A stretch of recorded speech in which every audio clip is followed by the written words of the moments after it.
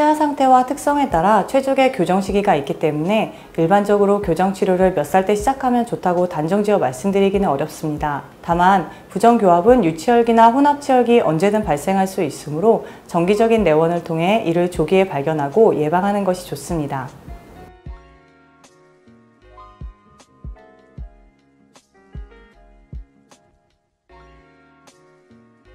성장기는 유치에서 영구치로 바뀌는 치열적 변화뿐만 아니라 위턱과 아래턱을 비롯한 골격적 변화를 겪는 역동적인 시기입니다. 이 시기에 바람직한 발달을 방해할 수 있는 요인이나 부정교합이 있는 경우 교정치료가 필요할 수 있습니다. 예를 들어 치아가 나는 방향이나 위치에 이상이 있거나 치아가 날 공간이 부족한 경우 손가락 빨기 등의 구강 악습관이 있거나 앞니가 거꾸로 물리는 것처럼 치열 혹은 골격적인 문제가 있을 때 교정치료가 필요할 수 있습니다.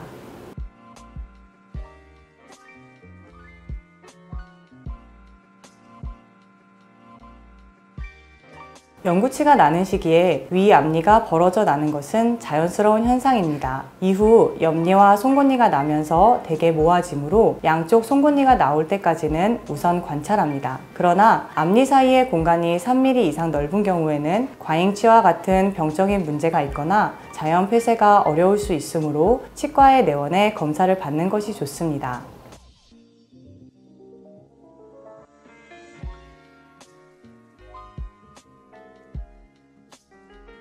다양한 원인에 의해 앞니가 거꾸로 물릴 수 있습니다.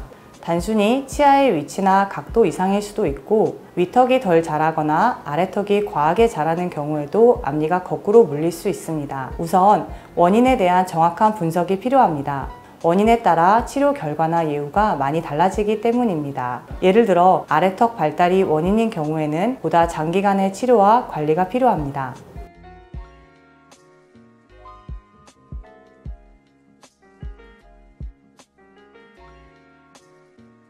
정상적으로 영구치 어금니, 즉 제1대 구치는 앞에 있는 유치의 뒷면을 따라 올라오도록 되어 있습니다. 하지만 때로는 이 어금니가 앞쪽 유치 어금니에 걸려서 올라오지 못하는 상황이 발생합니다. 저절로 좋아지는 경우도 있지만 그러지 못하는 경우 영구치 어금니가 나오는 방향을 조절하는 교정적인 치료가 필요할 수 있습니다.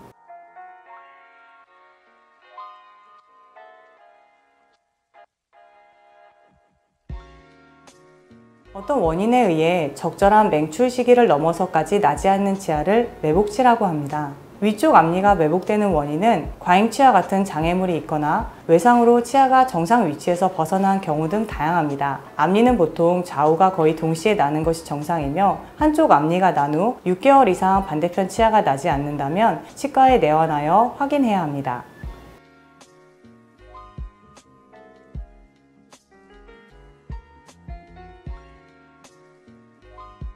치아가 삐뚤게 배열되는 이유는 가지런하게 배열될 공간이 부족하기 때문입니다. 유치와 영구치가 모두 존재하는 혼합치열기에 영구치를 위한 공간이 부족하지 않도록 유지하거나 추가적인 공간을 확보함으로써 이상적인 치아 배열이 되도록 노력해야 합니다. 영구치열기에서 공간이 많이 부족할 때는 발치를 동반한 교정치료가 필요할 수도 있습니다. 하지만 이 모든 치료 방법들은 개개인의 상태에 따라 차이가 있을 수 있으므로 치과에 내원해 정확한 검사 및 진단을 시행하는 것이 좋습니다.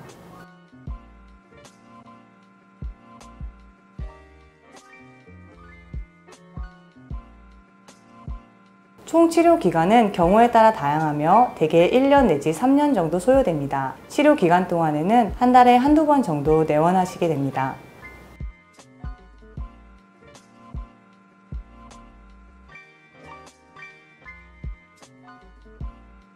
꼭 그런 것은 아닙니다. 발치는 비가역적인 수식이므로 다양한 진단 검사를 통해 발치의 필요성을 신중하게 결정하는 것이 좋습니다. 특히 성장기 아동은 발치 이외에도 다양한 방법으로 공간을 확보할 수 있어 보다 보존적이고 안정적인 교정 치료가 가능한 경우가 많습니다.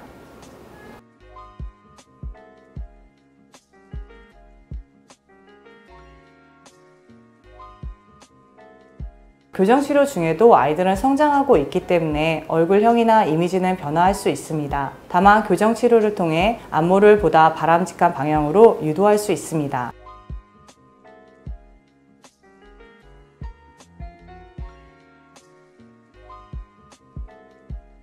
치아 교정의 경우 가철성이나 고정식 장치를 사용할 수 있습니다. 각 치아마다 장치를 부착하고 철사가 연결되어 있어 입안이 매우 복잡한 상황이 됩니다. 이 기간 동안 구강위생 관리가 잘 되지 않으면 충치가 생길 가능성이 매우 높아지므로 청소년기의 교정치료 동안 가장 중요한 주의사항은 꼼꼼한 칫솔질이라고 할 수 있습니다. 일반 칫솔보다 가운데 칫솔모가 안으로 들어가 있는 교정용 칫솔을 추가하여 사용하는 것 또한 칫솔질에 도움이 될 수 있습니다.